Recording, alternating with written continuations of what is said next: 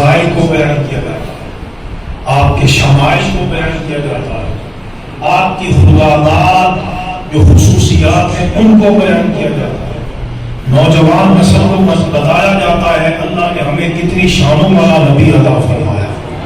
لوگوں کو بتایا جاتا ہے لوگوں کے ٹوٹے ہوئے ربط حکیم گنبد خضرا سے جوڑے جاتے ہیں جو سارا سال مادیت کی وجہ سے کٹ چکے ہیں۔ محفل معراج اور محفل ذکر مصطفیٰ کی برکت ہے کہ تو یہاں محفل میں بیٹھتا ہے، تیرا دل مدینے کی گلیوں میں پہنچ جاتا ہے۔ اللہ سبحان اللہ محبوب کی شانوں کو بیان کیا جاتا ہے کہ اللہ نے ہمارے محبوب کو کیا کیا کمالات دیے، معجزات دیے، شان عطا فرمائی۔ میرے محبوب کے لیے اللہ نے کس طرح حضور کو عظمتیں عطا کی، آپ کے لیے چاند کو دو ٹکڑے کیا، آپ کے ہاتھوں سے پانی کے چشمے جاری فرمائے، آپ کے دواب دہن میں اللہ نے بیماروں کے لیے شفا رکھی ہے، آپ اشارہ کر دیں تو درخت جڑوں پہ چلنا شروع ہو جائے،